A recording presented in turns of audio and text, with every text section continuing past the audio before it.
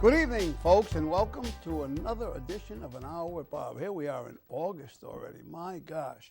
And you know, I'm still trying to finish my house, my childhood house, you know, where I grew up as a kid. It's on the same street where I reside right now. It's only 5 houses away. But it's been long coming, and it's been difficult. If you've ever had to have a major redo, like a kitchen or bathroom done or an addition or something, you realize what I've been going through with, I didn't hire a contractor, I've been my own contractor, but getting tradesmen around, and first of all, they think they're all doctors, they think they're worth $100 an hour. It's crazy, the money that carpenters, plumbers, electricians, and all these people make. But what I don't mind paying, but at least give me something for my money.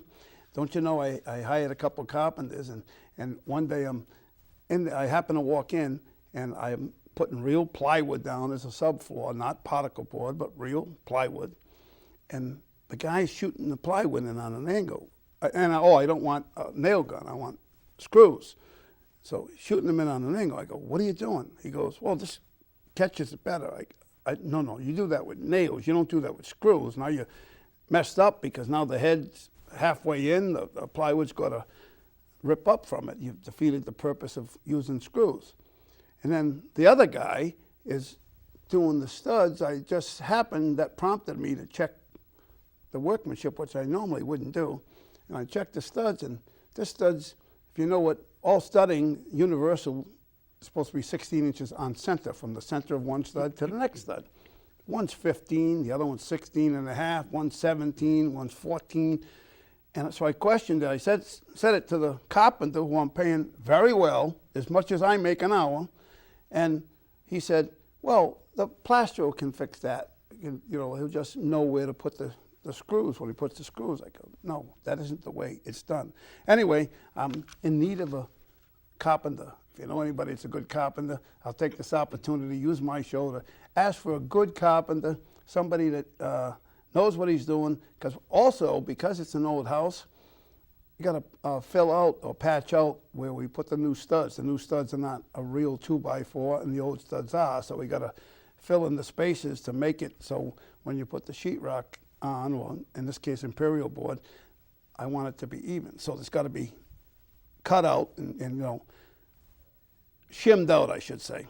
Also, I need a central air conditioning guy. I want to at least put, if I don't put the system in, I want to put all the piping in and all the ductwork in, so I get it done. So anybody knows anybody that does that, or if you are a carpenter or a tinsmith, as they were called, or a AC guy or gal, I want to talk to you.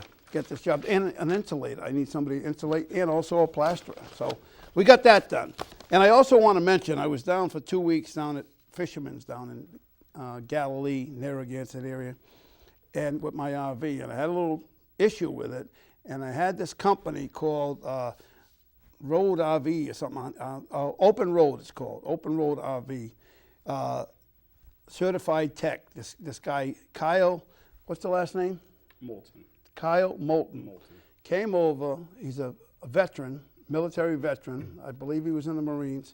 He worked on that, got to be 3 hours. And the service call is $150 plus $100 an hour. Mm-hmm.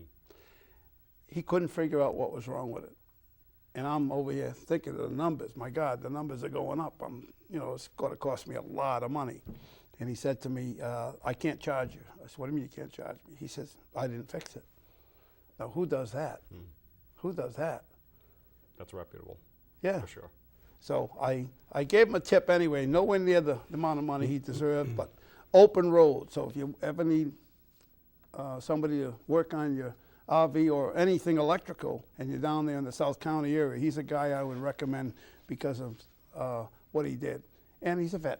Anyway, tonight it's going to be an interesting show. It's a mix mash of interesting people. And first of all, right off the top, I got a good friend, a guy I've known for a long time.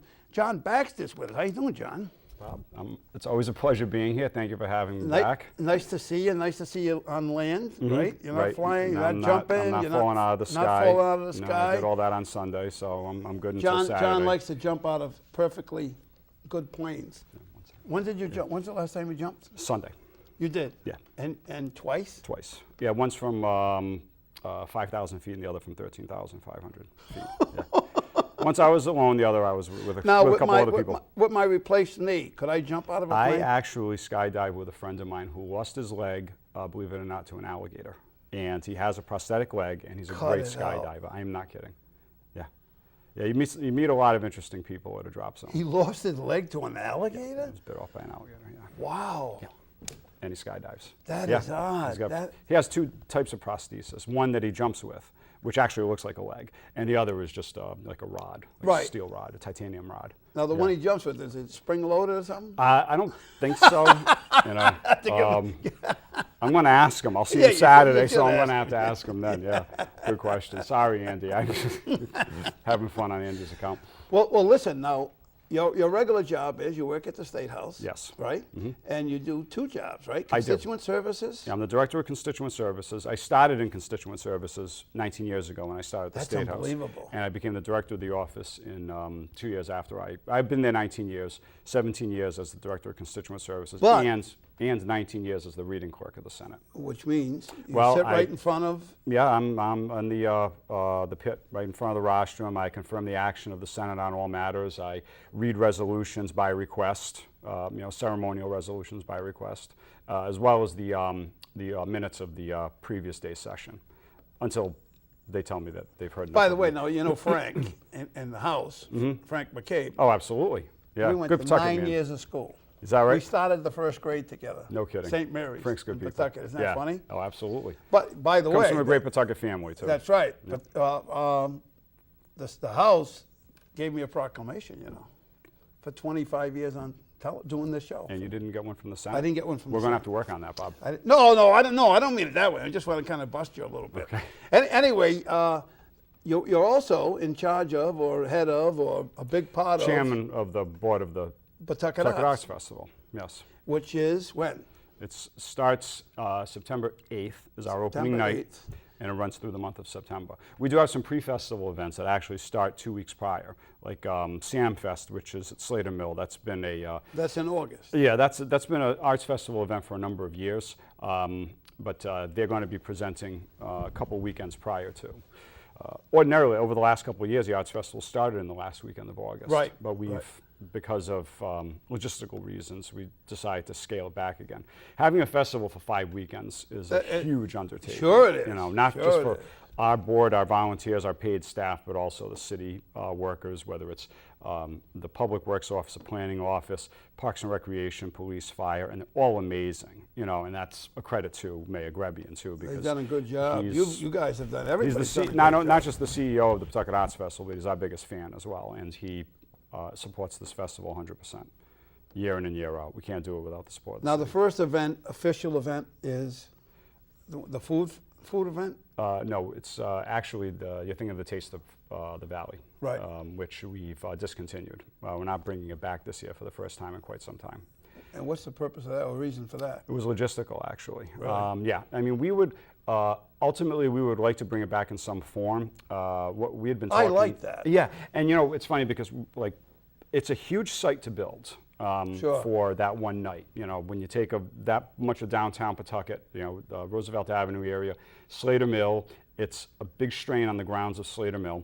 And, and they're doing a scaled back Sam Fest as a result because we don't have the huge tent and dance floor. And you're not going to have that this year? No, and Sam Fest isn't either. But the Baxter Valley Tourism Council, which organizes the Taiwan Day Festival, they build this huge site down at Festival Pier for one day, and a second day if there's a rainout. Right. So we're thinking, well, let's work utilize out an arrangement where we can utilize the site on Friday night and we'll do a different opening night then. Oh. It just wasn't going to work out this year, so hopefully next year and then going forward, we'll have opening night down at the pier. Yeah. And that kind of makes more sense because it's away from traffic. It's easier to. It's all built up. We've got all the tent tables, chairs. That's where they have the Dragon Taiwan Boat Day races. Festival and Dragon Boat races. Yes. So we're hoping that, next year and for years to come, we might be able to do that. It helps out both the Pawtucket Arts Festival and the Tourism Council and the organizers of the Taiwan Day Festival as well. So stay tuned on that one. Now, where do you see the Arts Festival in the next 10 years? Well, that's a good question. We are trying to reach out to a younger population. We're also trying the millennials, the millennials, of course, and also to the variety of ethnic groups that we have in the city. We've seen that we've fallen a little short on attracting and energizing any of those groups. So starting this year, we're changing things up. So what do you got new? What's new in this year? New, of course, is opening night. We're doing a we call Curtain Up. It's going to be the curtain opening on the Arts Festival. We're having that over. Now, what night is that? It's going to be September 8th. 8th. Yes. That's going to be at the Rebel Factory, which is 1031 Studios. They're the guys that do the living statues that you probably see throughout the city and state. Yeah. So now where is that? Where? It's on Roosevelt Avenue. It's got to be right at the same place? Right at Roosevelt and Exchange Street. Yeah, and it's Roosevelt other and end. Exchange. It's right, got to be, right at the other end, near the by Veterans fire Amphitheater. Station. Closer Exactly. to the fire station. Right across Exchange Street from there. The Veterans. Right on the river is where the Rebel Factory is. Right. And so we're going to have performances, and whether it's music or performance art that does cater to a younger audience, a 1031 audience. Right. But we're also going to incorporate, we're going to be saying thank you to a number of people as well.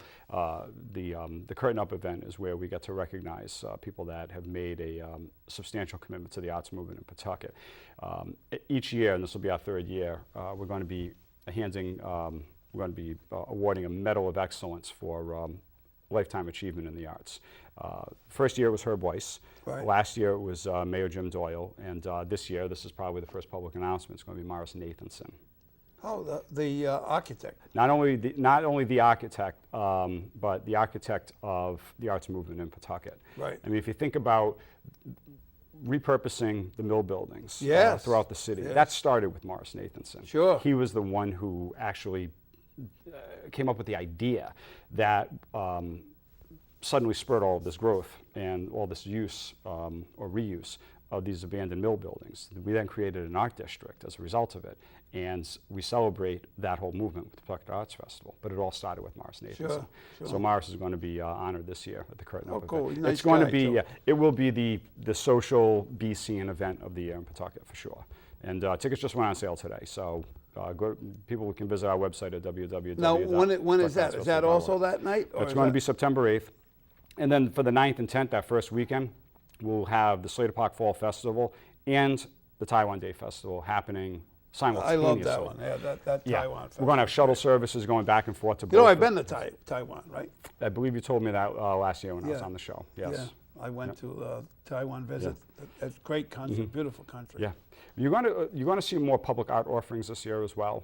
We have some exciting developments in that area, which we haven't done before. Newhouse is going to be doing some public art installations at the Slater Park Fall Festival. And they're into temporary exhibits and spatial design. Right. And so what you see from them, I'm not going to tell you what you're going to see yet. You have to come see it for yourself. But it's going to be really interesting. Carrie King is also going to be doing some public art throughout the city. You'll start seeing her work popping up in the days leading up to the Arts Festival. Oh, really? Yeah. There'll be images popping up here and there throughout the city. It's going to be really, really cool. It's cool how the city is transformed, so to speak. A lot of credit goes to, we have a new festival manager this year, a new festival director. Her name's Jennifer Dalton Vincent. She took over for Joe Giacastro, who'd been the paid staff, but the paid person for the Arts Festival. And Jennifer has brought a lot of new energy and some ideas that we had really never even considered before. Well, it's I really good to like have new blood. Absolutely. So I'm loving the direction the festival's going in. She's going to be the new face of the festival when I rode off into the sunset, which will be Sunday soon. I was going to say, when's that going to happen, John? Well, let me see. Not any day soon, I hope. No, next year, which will be our 20th year, will be my last year with the festival. Really? Yeah, I already I kind of say that about the Toys for Tots. I'm ready to. I'll always be around it. Down. Yeah. You'll always be around it, I'm sure, with Toys for Tots. But yeah, it's not a lifetime appointment, you know. And we want to bring in some younger people, some fresh perspective to the festival.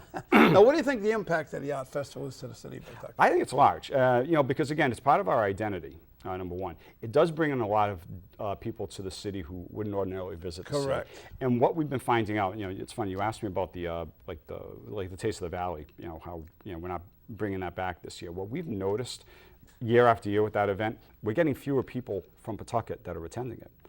But we're getting more people from not just other parts of Rhode Island, but throughout southeastern New England, even Connecticut.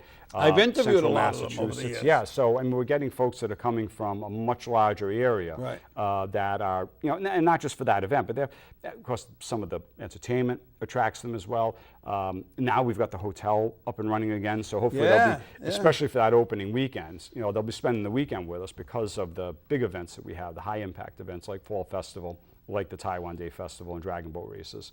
We're expecting a very big impact weekends on that opening weekends. And again, I think it's not just great for the business community and the retail community, but it's good for the image of the city. And, Oh yeah, absolutely, so, absolutely. Now in Slater Park, you have the events at Slater Park. What's going on over there? Well, it's going to be a lot of the offerings that people have gotten used to over the years. There'll be art and craft vendors. There's going to be a multitude of food trucks. There's going to be a lot of street art and performance art that's happening just in the street. Simultaneously. Exactly. Yeah. On a multitude of different stages. And we'll have, storytellers for the children. We are going to have more of an ethnic festival on the second day where we're going to be featuring acts like Chachi Cavallo, who's from Pawtucket, Saidi Maija, a lot of the performers that, that have visited with the Arts Festival in years past, but we now want to bring them all together. And of course, on the first day of the festival, we'll have the Pops, the Rhode Island Philharmonic Orchestra. They'll be performing. Good, I'm glad. Oh, absolutely. Oh, that's huge. They'll that's be huge. with the customary fireworks display. Now, when is that? What date is that? It's going to be on the 10th, Saturday. Oh, cool. The rain date will be Sunday, so if the weather doesn't work on Saturday. You don't want to miss that, folks. No. That is great. Yeah. That really is. No, and we're very proud to. Thousands and thousands of people to that Yeah, event. we do. My God. Yeah, ordinarily we'll get about 10,000 to come to the festival, the Fall Festival, just on that weekend. And we do get a great audience. It's very well attended. It's well received, and we're always happy to bring it to the people that come to the festival, whether they're from Pawtucket, Rhode Island, or southeastern New England, wherever they come from. Right. We're happy to deliver it for them. All right. Any final words anything you want to say to the people? Telling them the www.pawtucketartsfestival.org. Please visit our website. Check out all of the events. We have our rack cards here, but they're all over the place. You're going to see these at all stores. They'll be all over the place. They will be, but please visit our website for more information. We have a lot of great events. There's so many people to thank. I'm sorry I ran out of time, but I'll get to everybody during the festival. But just thank you I just want to thank everybody from my board of directors to Jennifer Vincent and Mary Lee Partington, our creators who really make this happen. Herb Weiss, who delivered huge this year with fundraising to make this happen. He's a Can't mainstay. do it without Herb. Yep. And just everybody, and of course the mayor, and all of the departments that help out. And just thank you, and thank you for having us again, because we love promoting the Arts Festival on your show. And I want to thank you for helping out the city of Pawtucket as you do sir. every year. I appreciate it, Bob. You're a huge part of the Pawtucket Arts Festival, and a huge part of the positive things that happen in Pawtucket. Well, Bob, thank you. I appreciate calling you a friend. And as do I. Thank you, my friend. Thank you, John. Okay. Oh, hang out for a second. We got a clip, and we'll be right back with another guest. Beautiful Rhode Island. Prestigious colleges and universities. Fabulous multicultural dining experiences. The history, parks, music festivals, and the magic of Narragansett Bay's natural beauty. Everything from the celebrated arts to a world-class zoo. A cool capital city and a vibrant, heartwarming pulse. Life's too short to wait to see Rhode Island. Hey, we're back on an hour with Bob, and we got a lot of trash around here, but we got a beautiful young lady with us. Katherine, this is not trash. Hypolite. That's it. Catherine Hypolite. Hypolite. Now, your job, Yes. you work for Resource and Recovery, Rhode Island Resource and Recovery. I sure do. And you handle this stuff. A lot of it. Recyclables. Yes, that's Right? a lot of what we do. So it's not all that resource recovery does, but right now we're going to focus on the mixed recycling. Look at it. I love this billboard. It's a good In billboard. fact, the Lieutenant Governor's right there. Yes, hi, Mr. McKee. How you Dan doing? McKee, he's carrying, what does he carry? Newspaper. Get some newspapers. And you got some girls from Narragansett. some woman from Narragansett. I'm sorry. Some ladies, And who's lovely this? ladies. That's Neil Steinberg from the Rhode Island Foundation. Okay. And that's your mascot, right? Yes, that's Max Man. He's our recycling superhero. And Nellie. Yes? Well, I can't call her Nellie. Nellie Gobert. I have to call her Secretary of State Secretary of Corbea, State. you know. And who's this? This is Timothy Babineau. He's actually the CEO for Lifespan. Oh. So this is recycling. We're really pushing recycling in Rhode Island. Yes. I'm a big recycler. Are you? I'm a firm believer. Oh. But I do get confused at times. People do, and that's Now, why we're doing this campaign That's why right we're now. doing the show right now. Now, this is plastic. Now, Yes. I would throw this in my blue bin. And that would be incorrect. Wrong. It doesn't go in the blue bin, folks. It doesn't go in the blue bin because when we're talking about what goes in the mixed recycling bin, Right. plastic containers. So only containers that are plastic can Now- go in your recycling Now, bin. I had a question about this. Now, this Shoot. goes, this plastic cup goes? Yes. What do you want, John? You don't want that in the way, right? It's Yeah, in the sure. way. All right. All right, John. Yeah. Now, I have a question about this. Why would I keep the cover on this? Because doesn't it take space in the wouldn't it be better to take the cover off it? That's such a good question. So in our materials recycling facility, as the stuff is sort of like going down the stream, it needs to have shape. And if you were to flatten it and take Right. the container off, it would basically act like a piece of paper. So we use a thing called optical sorters that really can sense the type of material. Right. So we need it to keep that shape Oh, as it flows and I'm through. thinking it would take extra space in an area where you're putting stuff, Yep. because it's not collapsed.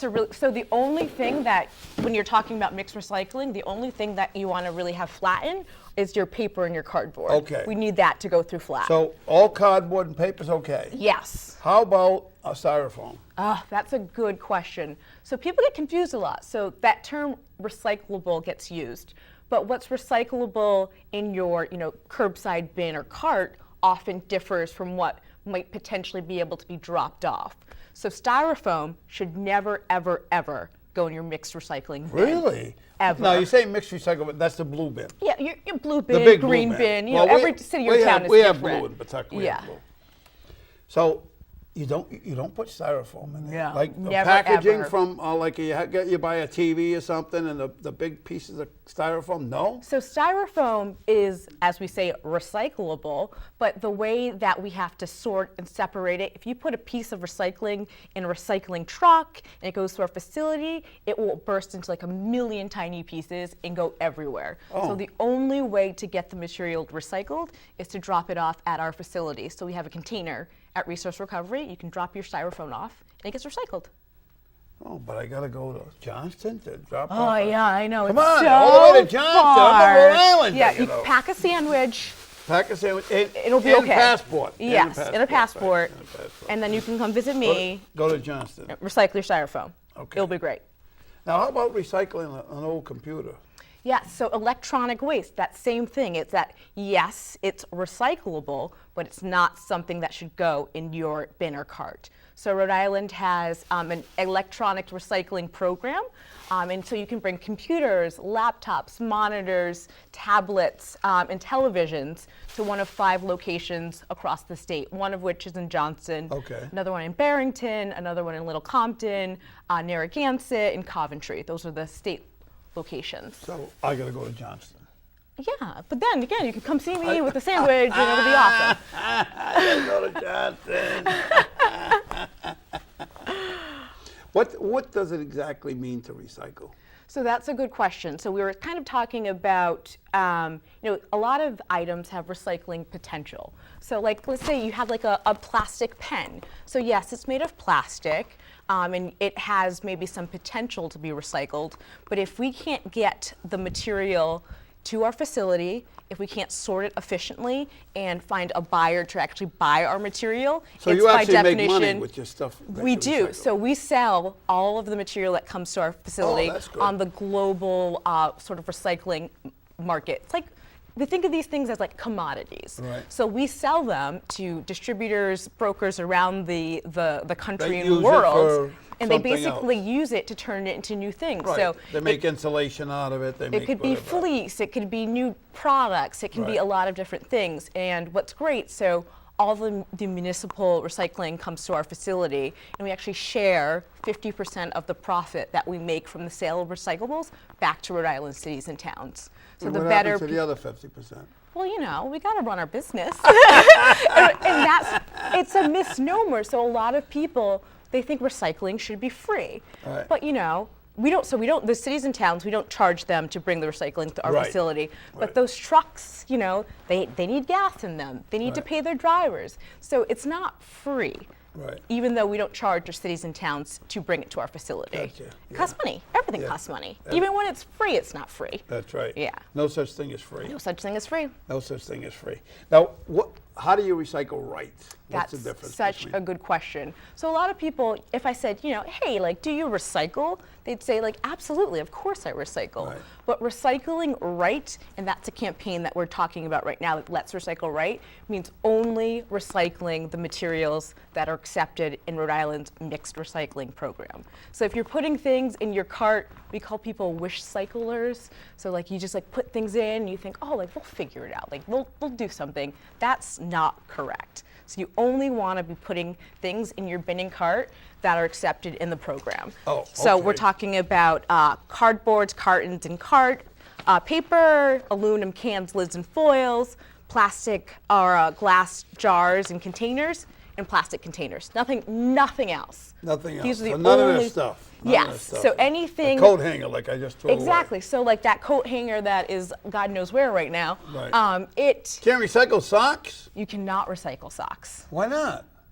Because it doesn't follow our rules of thumbs for recycling. So we can't recycle clothes? Yeah, so the only type of fiber that can be recycled are the paper, cardboards, and cartons. That is it. Nothing else should be going in that bin. God, that's it. That's it.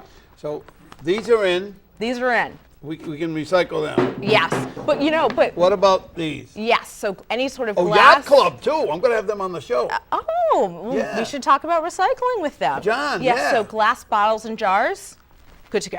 Good. Glass. I love glass. Yeah, but Nothing tastes better than in a glass. Oh, like a bottle. soda and glass tastes Oh, delicious. or milk. But here's the thing. So with Container all of of milk. these rules, there's exceptions to these rules. So it's only glass containers or glass jars and bottles. So like a drinking glass or like a sheet of window glass, pane, Right. not recyclable. What the heck is the difference? Because all glass is just not created equal.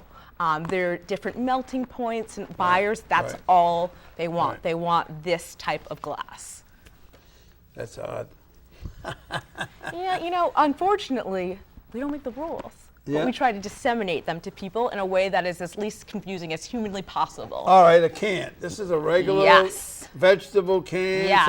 Something fruits in Yes, there or something. yes. Good. This is good. Good. You can recycle it. Absolutely. We don't have to take the label off, right? You do not have to take the label off. But there's a lot of people who like want things to be just like pristine and gorgeous, and we love it. But basically, that we ask that all containers are empty at a minimum and rinse whenever possible. You know, I was just going to say that. I find my tenants, I tell them I put notes all over the recycle bin. Mm-hmm. Do not, this is not for trash, because I see them put to-go containers. First of all, they're styrofoam, which is a no-no anyway. Yes. But on top of it, it's got food in it. Yeah, that's And so I know good. you got to handle that stuff. It, Yeah. comes on a conveyor belt, It right? does, and a I lot got to of- get up there, by the way. I want to go see the You process. should. We want all Rhode Islanders to come to our facility. We do full facility tours of both the landfill, Yep. our compost operation, and the materials recycling facility. And by the way, that's the highest point in Rhode Island. that is not true. Not true? It is not. It's not true. Jeremiah Hill. Jeremiah Hill is still? It still is. by John, Jeremiah Hill still the highest point in Rhode Island? What? Jeremiah Hill. Jeremiah is the I always bullfrog. said Jeremiah. Sounds better. You know, no biggie. Yeah, so we are about 570 feet above sea level, whereas Jeremiah Hill is 8-something. Oh, really? Yeah, so, Oh, so we're not even somebody's close. been giving me bad stories. Yeah, someone's been Telling pulling your me- leg. Yeah, bad info. Mm-hmm. So Jeremiah Hill is still Jeremiah the Hill highest is point the highest in point in Rhode Island, yes. But it's getting near the The landfill, that's the other reason why it's good to recycle, because the landfill's getting close to capacity. You right? are totally accurate, and that's one of the things that we really want people to know. The landfill, it's a resource and it's an asset to Rhode Island, and we only have one landfill in Rhode Island. So everything that we can do to divert materials and extend the life of the landfill is a win on our end. I know. I remember when we used to have right here in Pawtucket, we had the incinerator. You remember that, John? Huh? It's in my neighborhood. Yeah, I know. Right in Fairlawn, the incinerator was there. They used to burn stuff, man, every night. They did it at night, so you really didn't notice it as much. Yeah, or they thought you didn't notice it. But the smell was atrocious, depending on which way the wind blew. Yeah, Rhode Island Resource Recovery are actually by law not allowed to incinerate at all. So we do not have an incinerator facility. We do the classic sanitary landfilling. Now, what was your major in college that you into this stuff? So, of all things, I was a history major. Really? Yes, at Did you Providence learn- College. Go Friars. Woo. Well, that's where you did your undergrad. Yes, I did my undergrad at Providence College, and then I got my master's in communication studies at URI. Oh, okay. So this whole environmental recycling space has been new to me. And I say to people all the time, so I run our Facebook page and all of our social media platforms, that when they get confused about some of the rules, like I understand. Some of it's not the most intuitive, but we just ask if you follow these 4 basic categories and you stick to that, you'll be a good recycler. Oh, give us the 4 basic categories. Yes, again. so as I remember, we've got our paper and cardboards and cartons, so stick to those. And then we have our metal cans, lids, and foils. We have our glass bottles and jars, and our plastic containers. So if you stick to those, you will be a good recycler. And that's what we're trying to get. They say metal. Yes. I'm doing this job, I was talking about it Yep. earlier, where I got it out of the house and I'm redoing it. What about the pipes that I'm Yeah, ripping out of the so house? if you have any sort of scrap metal, you have a couple options. One, you can come visit me in Johnston and drop it off at our small vehicle area. Or you can, there's a ton of scrap metal recyclers in the state, Right. and a lot of them will actually pay you for the material that you bring to them. So if you can just find a scrap metal recycler, there's a bunch in Providence, and they'll take it and they'll there's pay one in you. Pawtucket, and actually. There's a ton, and they're wonderful, and they pay you. So you're recycling, you're keeping it out of the landfill, and you're making a little scratch. Not so bad, right? I know, not so bad, huh? Hey, what about batteries? That's a no-no, isn't it, to recycle, to throw away a battery? So, great question. You're good at this. Very good question.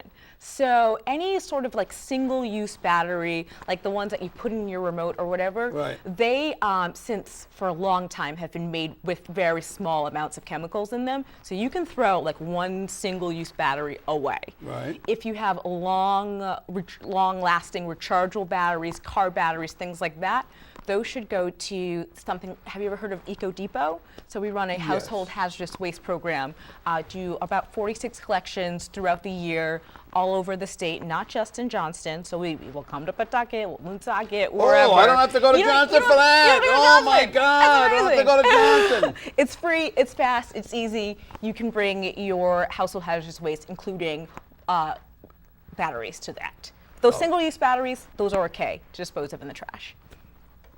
Okay. See? You're learning, aren't you? I'm learning a lot. I'm learning a lot. So what else you got to say about recycling in Rhode Island? I would say that recycling, as I said, right, is really what we're focusing on. Recycling right. Yes. So right now we have launched an educational campaign. So you've seen that Right, I billboard see that. here. Yeah, You're the driving down brochure. 95. You're seeing the billboard. You're hearing radio ads featuring Lieutenant Governor Dan McKee in English and Secretary of State Gorbea. Online posts. We're really trying to push that message of recycling right out. Early June, we sent out a mailer to all the residents of Rhode Island with the same "Let's Recycle Right" message over and over and over and over again. That's really what we're focused on, because we've been struggling with contamination in the mixed recycling stream. Yes. So you name it, we've seen it. So food waste, yard waste, diapers, things that no one you would think would think. Oh my God, they throw diapers in the recycling bin? I kid you not. And at the end of the And day, of course they use. yeah. It ain't pretty. And people, yes, we use equipment, we use technology, it's amazing, but there are, men and women, our fellow Rhode Islanders who are sorting this material by hand. So often when they are, and we use technology, but they're people, and we want to keep them safe. We don't want them to be in harm's way. All the time I see, in my blue bins with my tenants, I see pizza boxes. Now, pizza boxes are okay as long as they're cleaned out, right? So pizza boxes used to be a no-no, but our new rule is just if it has a little bit of grease, it's okay. But not a piece of pizza. Yeah, so if there's a slice of pizza, no good. Or if it's like covered with like cheese What if and it's grease. a good piece of pizza? Well, who's not eating pizza? Like, who has leftover pizza? I've never had leftover pizza in my entire life. I'm just saying. So yeah, so a little bit of grease is okay. Right. And if you're like, oh man, it's covered in grease, we recommend just like ripping the top half off. Right. So rip the top half off, that's clean, recycle the top half, and then throw the bottom greasy half in the trash. Okay, last but not least, Yeah. what can't be recycled? A lot of things can't be recycled. And what we try to have people is focusing on, so not everything is going to be recycled. It just can't work that way. Right. But if you stick to those 4 groups that I've been talking about, stick to those, put those in your bin or cart, those will be recycled, they'll stay out of the landfill, and it will be ultimately a good, safe environment for all of our workers. So that makes us Sounds happy. good to me. Yeah. I guess I got to go to Johnston, folks. I got to go see the recycling facility in Johnston and say hi to my new friend. A new long friend, right? New long friend. New long-term friend. Long-term friend. New long-term friend. Oh yeah, That's all. it's gonna be That's great. all. All right, it was great to have you spending part of an hour with Bob. Yes, it was wonderful. And can I make a plug that if anyone course. is looking for just more information, they can go Yes. to our brand new website. Okay, which is? www.recycletogetherri.org. Super easy. Say it again. www.recycletogetherri.org. All right, thank you for spending part of an hour with Bob. Next time, can I come back for the full segment? Like all of it? Just like. Oh, that's tough, a whole hour. Nobody wants to spend an hour with Bob. Who the heck wants to spend an hour with Bob? I think it'd be nowadays? awesome. I used to do a segment where I had people say something. I said, I spent an hour with Bob, and what could you say after that? It was awesome. There you go. I like that. Barbara Morse had a great one. I spent an hour with Bob, and I'm the one that said thank you. We'll be right back with more of an hour with Bob. Beautiful Rhode Island. Prestigious colleges and universities. Fabulous multicultural dining experiences. The history, parks, music festivals, and the magic of Narragansett Bay's natural beauty. Everything from the celebrated arts to a world-class zoo. A cool capital city and a vibrant, heartwarming pulse. Life's too short to wait to see Rhode Island. Oh, we're back on an hour with Bob with Sarah Gongoleski, the new reigning Miss American teen from Rhode Island. Yeah. Now you were the Miss Rhode Island teen, and now you won the national pageant. Yeah. Well, congratulations. Oh, thank you. That's unbelievable. Yeah. Well, we seem to do good. We seem to Yeah, have a lot Rhode of Island, people yeah. do well from Rhode Island, huh? Yeah, Rhode Island's pretty infamous in the pageant world. Yes. Wow, that's cute. And you're beautiful. Oh, thank you. Now, where are you from? Tell us a little bit about you. I'm from Burrillville, Rhode Island. Where is that? Northern Burrillville? Burrillville. Where's Burrillville, Rhode Island? It's in northern Rhode Island. Does that have like Chepachet in it? Yeah. Yeah. What is the other little town there? Up there in what's the other little segment there? They got Harrisville. Harrisville's part of Burrillville. Harrisville. It's part of Burrillville. Yeah. Burrillville's actually a big area Of villages. Yeah. It's a bunch of villages up there. And I know that. See, I know routes. I know every route in the state of Rhode Island. And I know Route 99, Route 100, 101, 102, and 107 are in. I live right that off area. 102. You do? Yeah. Oh, you have to live off one of those routes up there. Because you're right up in the corner of the state, right? Yeah. Between Connecticut and Mass and Rhode Island, in the corner of that state, right? Yeah. So how you doing? I'm fantastic. How does it feel to have won such a big time thing? It's really unbelievable. I couldn't believe it when I won. I didn't believe it. I thought, it's not me. How could it be me? Because, when you're doing a pageant, you think the whole time, oh, it's going to be one of us, and you never think that it could really be you in Really? the end. Yeah. So I was so surprised, I cried. Did you? Yeah. I was so surprised. Now, where was it? Where was it held? It was in New Jersey at Cocoa Key Resort. It was like a water resort. Yeah. Yeah. We drove down. Wow. Yeah. So Mom and Dad must have been thrilled, huh? Yeah. They were Yeah. excited. Yeah. Now, Yeah. how old are you? I'm 19. Oh, just a teen left. One I year just left. turned 19. Oh, you did? In July. In July, you just turned 19. Yeah. So how long, when did you win? When was the pageant? It was August 6th was when I won this. Oh, this has just happened. Just happened, yeah. Oh my gosh, lucky me. I got won you right the- away, huh? I won the Rhode Island title, I believe, in April, at the end of April. So it's only been, well, since that was my first one that I Right. won, was in April. Now, have you been in pageants before? Yeah, I've been in 4 total. The Yep. first one I did was this past September. I just wanted to take a chance and I said, oh, I'll just do a pageant for fun. And then I got hooked on it. And Really? yeah. And I won the third one I did, which was the Rhode Island one. And then I went to this one and I won this How one. cool is that? Yeah. Wow. That's amazing. Oh, it really thanks. is. I mean, Thank I know girls start out doing pageants and they're on their 10th or 12th one. Oh yeah, some girls do the same one 4 or 5 times before they win it, you know. Yeah. So. I actually judged the Miss Rhode Island pageant a number of really? years ago. Yeah. And you remember the show they had on Bravo a couple years ago with the pageants, queens? Yeah. They filmed one of the Yeah. episodes here, you know. Yeah. I heard of it. interviewed the Miss Rhode Island and Miss Connecticut. I think it was Game of Crowns. Yeah. Yeah, Game of Crowns. Yeah. That was shot here. They brought in all their equipment. Yeah. Even though we have all the equipment they wanted to use, they brought in a director from California, and a producer from New York, and all these big wigs. And I was in 6 minutes of the show. Wow, that's crazy. I interviewed the pageant winner and, you know, talked to her about That's it. And I did it like I do my show. I didn't change anything. And no script. They offered me a script. I said, no, I don't use a script. I don't use a teleprompter. I do what I feel, what's going Yeah. on. So tell us about yourself a little bit, just besides the fact you live in. Besides, I live Burrville. in Burrville, up in the country. Have you always lived in Burrville? Yeah, my whole life. Now that name with the SKI, that's Polish, right? Yes, So you're Polish and French. I knew there was a mix there. Yeah.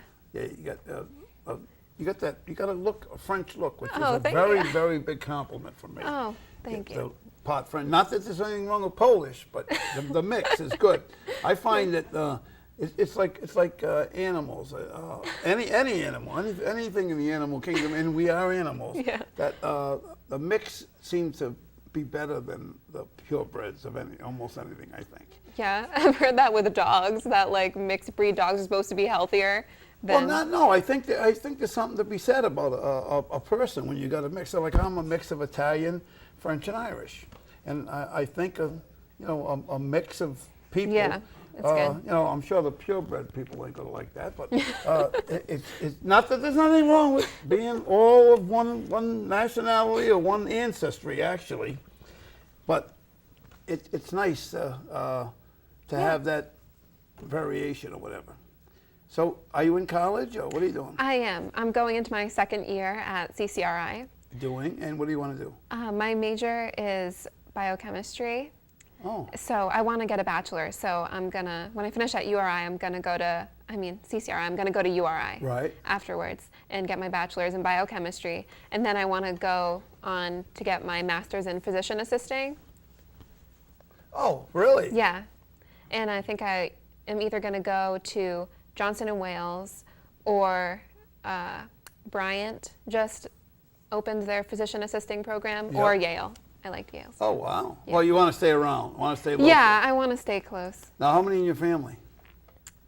Are you the only child? I have one brother. Oh. Yeah, he's 24, I think. Oh, yeah. Or 23, I don't know. Yeah. But he's my half brother, Yep. but we're really close. Oh, Yeah. that's good. Now, what do you think about you being in a pageant, first of all? When you first got in the pageant, what was his He was a attitude? little skeptical. He was bet. like, oh, you got to start working out and all that stuff. He was hard on me. Yeah? Yeah, well, that's how he is. He thinks he's my dad. He's very, yeah. He's very strict with me. Oh, that's good. That's Yeah. good. So he watched over you, too. Yeah, but he's happy. He's happy for me. He's proud of me that Yeah? I won. Yeah. It's probably tough on the boyfriends, too, huh? No, on your boyfriends. Oh, yeah. Yeah. Yeah, oh yeah. Oh yeah. He's like a dad. Oh yeah. Checking them out. Yeah. He's mean. Hey, what is the STEM program? What's that all about? So in high school, I graduated from the STEM program, which stands for Science, Technology, Engineering, and Math. And Oh, so you're a smarty. well, a little bit, I guess. But so it was for the last 2 years of high school, and you had to apply to be in it. And it's really a hands-on learning experience. Right. Rather than the regular classroom setting, you're building a lot of things, you're doing plays, you're incorporating a lot of different skills into your schoolwork rather than Good. just book work. Good. You know, so it really Nothing benefited better me. than hands-on, no matter what it is. Yeah, so I really push the STEM program. That's going to be my platform for pageantry. When you do a pageant, you have to have a platform. It's something Exactly. you want to promote, that you stand for, to promote to other young people your age. And I chose the STEM program because I really benefited from it. Like, my grades skyrocketed when I got into the program. Really? Yeah, so I want to encourage, other schools to do it because it's not, public schools do have the STEM program, but more, I think more schools should open the opportunity to their students. Yep. Yeah. Yep. Now, how have you spent your summer? My summer, oh my God, very busy. I chose to take 3 college courses over the summer. Really? Yeah. So you didn't have a summer then? Oh, I did. Well, it just started because my last class just ended last week. So You just started. The middle of August, your summer started. my summer's starting, yeah. So I did 3 college courses. I volunteered every Saturday at the Landmark Medical Center. Oh. So I spent my weekends at the hospital. And I did this pageant. So it was very hectic. Wow. This pageant was 5 days long. Really? Yeah. Wow. Yeah. 2 days of rehearsal, 2 days of competing, and then 1 day at the end. Now, how many competed in the national pageant? Not every state was there, more of just the surrounding states. Right. But every state had the opportunity to come, but Sure. not every state had a girl to go. Right. So we did have some girls from California too, actually, but I competed against, I think, 9 or 10 other girls, all from different states. Right. Yeah. And there's 3 age divisions. It was teen, junior, and preteen. So there was 3 queens Right. out of the whole thing. Yeah. Wow. So you're all done this year though. Teen, you're not a teen Yeah, I anymore. can't compete in teen You're anymore. not a teen Sadly, anymore. You're I'm gonna really have to go sad. for the Miss Rhode Island yeah. pageant now. Yeah, I'm really sad about that. And I hope I see you in that pageant. Oh, I think I will definitely be there. Yeah. Yeah. I think you should. Thank you. You're a beautiful young lady. Oh, thank you. And I'm sure we'll see you again. Oh, yeah, hopefully. And this wasn't so bad, spending part of an hour with Bob. Oh no, it was fantastic. Yeah? Yeah, not bad at all. Well, I'm glad you won. Congratulations. And Thank you so much. I'll see you again, I'm sure. Oh yeah, absolutely. Thank you right. for having me. Thank you for coming by. Oh, hang on here. Okay. And we'll be right back on An Hour with Bob. We're back on An Hour with Bob. We're with Rick Fuka. Rick is the president of the Rhode Island Fishermen's Association. That's correct. How you doing? Very good. Nice to see you. Good to see you, Bob. Busy show tonight, huh? Oh, great show. And me coming on last, I got to see some great Rhode Islanders, so it was really great for me to sit and watch. I Well, enjoyed it. I really did. Thank you. I appreciate that. I enjoy doing it. I did the show. I started the show 26 years ago, 25 plus God years bless ago, you. to promote Rhode Islanders, promote everything Rhode Island. And what you do is Rhode Island. Hey, that's what everybody did. And to be able to sit here and listen and watch and learn so much about Rhode Island, it's a great time. It's a great show. I love this state, and I do don't think too. I've been all I over do the too. world. I've been all over the world, and I always look forward to coming back to Rhode Island. I agree. I do. I love this state too. And we have an interesting statistic that I didn't know, that calamari, Rhode Island, has the monopoly on it, really, right? We produce more calamari than who? Than everybody. Than And everybody. right now, Bob, we currently own the squid market internationally, which a lot of Cut people. it out. Honest to God, we own it internationally. Squid, calamari is to Rhode Island what lobster is to Maine. That's the best way to think about it. Wow. Yeah, it brings a lot of taxable money to Rhode Island. It's unbelievable. That's what our fishermen do so well down in Galilee. And it broke my heart to hear your first story about you being stuck up in Galilee Fisherman's Memorial Yeah. with the camper. I was literally a stone's throw away from you. You got to call me next time you get stuck there. Or Really? just call me when you're down there. I will. Yeah, that way we can hook you up with some seafood. Yeah, no kidding. I wish I would have known. Literally a stone's throw. You can't go to Fisherman's without giving me a call.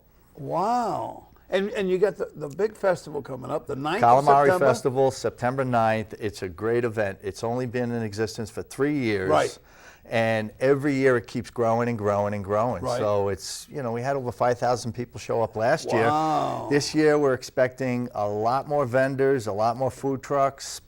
And We've where got- is it exactly? Right in Vets Park in Narragansett, which is right where the towers are. Just Coast Guard House in front of Towers. the towers to the right. Yeah, there's the post office. Right. When you go to Narragansett Beach, you can't miss it. It's beautiful, yeah. grassy area. There's going to be a big... away from the wall. That's correct. If you're driving south, the wall's on your left. It's on your right. Correct. It's a beautiful In spot. that big lot. We'll have there. a big tent set up. You can't miss it. 11 restaurants this year coming, and everybody's anxious to compete. So you got to come down and try the calamari. Oh, I love calamari. 11 different restaurants. I love calamari. That calamari, Rhode Island calamari is served around the world. I can't believe how many places it shows up. I had a friend of mine tell me the other day that In Norway? Norway, of all places, it was on the menu as Rhode Island Point Judith calamari in Norway. Well, I'm not surprised. And I'll tell That's you incredible. why. I'll tell you why. I was in Finland one time. John, you'll get a kick out of this. We go to a restaurant, and I'm with these Finnish people, but one guy's from Rhode Island, and I was the guest to him and the people. And we ordered dinner, and with the dinner comes a salad, and they offer the salad dressings. The girl says to me, "What do you want? You want Italian, French, or Rhode Island?" I went, "What?" So I thought they were pulling a joke on me, right? I thought the guys were pulling a joke on Right. me. So yeah, I'll have Rhode Island. So it comes. It was like a Thousand Island type dressing. Okay. So I get it, guys. Okay, yeah. Joke's on me. They said, "No, they have a Rhode Island dressing." I said, "Yeah, right. No, they have a Rhode Island dressing." So they kept it up, and I ended up, we left there, we went to a bar, we got at the bar, and I don't drink, so I took the opportunity to sneak out. I go across the street into a grocery store, like a Stop and Shop, right? And I go I ask them where the aisle is with the dressings. I go down the aisle, and I'll be damned. It is not only Rhode Island dressing, it is the single most popular dressing there. 2 companies compete for the shelf space for it. It's just another one of those Rhode Islandisms. The biggest little state in the union. We got so much going on, Bob. So what can you say? You got to be proud of that. Exactly. It's great stuff. And that's my job, is really to push squid so much that I want Rhode Islanders to be proud of it. We've got an appetizer that the General Assembly came up with Right. 3 years ago. So Right. that kind of was the catalyst for the festival. We originally started as a Narragansett Calamari Festival. Right. But because we wanted to be all Rhode Island inclusive, we ended up putting the Rhode Island tag on it and calling it the Rhode Island Calamari Festival. We want to include all Rhode Islanders. That's why, Sure. I know you don't like to go to Johnston and go to the landfill, but I love to come I love Johnston, I love by to the come way. from South County to Pawtucket because all Rhode Islanders got to be proud of their calamari. Oh, yes, exactly. And they're fishermen. Yes, I of mean, course. that's a big deal. The fishing That community. is tough work. It Fishermen is have tough a work, and they people have a come tough job. all over the place. I'm in Galilee every day. I see people from all around the world. They want to see fishing boats. They want to see fishermen, and then they look at the fish houses and go, "What are they doing in those fish houses?" They're processing squid. They're landing squid. I mean, people are so amazed at what we do with squid. Wow. It's I'm it's- amazed at the number of squid that you get in Rhode Island. Millions and millions of Give me pounds. that number. Give me that Well, number. it's I saw a number. 25, 26 million pounds of, we get a quota every year from the federal government.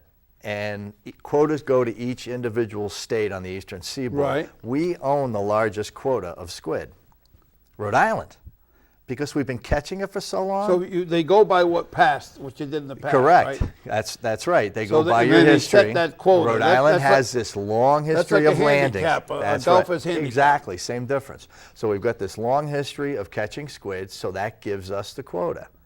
So we've been at it for so long that certain fish houses in this state, there's 3 of them, Sea Fresh, Sea Freeze, and Town Dock Seafood, all have perfected the market, and now they're internationally renowned. Wow. It's incredible. Wow. We have more squid that ends up all around the world. It's incredible. And it's worth so much money. That is unreal. It Yep. really is. There's only one other place that we compete with, and that's California. They usually land more than we do, but because they've had this weather effect, this El Nino effect on the West Coast, Right. it has driven the market into a situation where Rhode Island has been the only one producing. So now it's, it puts a higher number on our landings. So the boats are doing very well. The fish houses are doing very well. And when we do very well, the state does very well. Exactly, because fishermen spend money. Exactly. The And there's a lot of economy. lateral businesses too, Bob. I mean, we've got net companies, fuel trucks, grocery stores. Everybody that's in that area or is associated with the fishing community does well with squid. So it's an amazing machine. Well, that's great. That's great to hear. It's great to hear the economy's doing well. And it's nice to see Well, the fishermen do well. we because that constantly is struggle like, again, with we constantly struggle with regulations. Yes. They're constantly trying to take squid away from us. Right. So there's always this struggle of the competing. give with, and take. oh yeah, big time. Probably Yeah. more on us than any other industry Right. in the country. Right. But so far we've been fortunate. Well, September 9th, I'm going to September see 9th. you down there. Yeah, you gotta What come time? down. What time? You get there for about 11 or maybe 10 o'clock, find the parking, because it's, if you can't find parking close to the venue, Right. over at the high school they have parking and we have a trolley system. Oh, cool. They have a trolley that brings people over. So one way or the other, there'll be plenty of parking for people. Come on Right. down and definitely come in, hear the great music, and enjoy the 11 restaurants and enjoy the great calamari of all types. It's all day. All day. We're going to run it. We're going to run it till 6. But the fish houses, which by the way provide the squid, they donate over 1,400 pounds of processed squid Wow. for this event. Those 3 fish houses, Town Dock, Sea Fresh, and Sea Freeze. Right. That's donated squid. They're going to make sure we have an overage this year because of the great bands that we're having this year. They want people to be able to eat and enjoy beyond the contest hours. Oh, can you give us any of the bands? 'Cause I don't. you don't know? You I don't should remember? know. I'm on the board of directors for the chamber. I should know that, but Well, it's probably I'm the better squid because guy. I'm the squid guy. You're the squid guy. But they were great last year. The Yeah? bands, and we've got 2 of them returning, and they added a 3rd one again. So, the guy that got the bands last year said, "Rich, you loved them last year. You're gonna love them again this year." So, I got to go with that. Wow. Yeah. So great music, plenty of beer and wine, plenty of calamari, and great vendors from all around. And you vote? Do you vote? Is We that how it have works? there's a voting card there. So you eat that. This right Yep, here? that right there. There's the categories. Oh, best overall calamari, best original or most original, most spirited tea. Yeah, we Oh, got a that's lot of good. restaurants that they go out a lot and pass out the stuff out, and they Well, just show a lot of spirit. like our last couple of guests. The two Exactly, ladies could exactly. do that. Great And- spirit by all 3 of them. And thank you for spending an hour with Bob, folks. And until next time, see you and get to the festival on the 9th of September. I'll be there.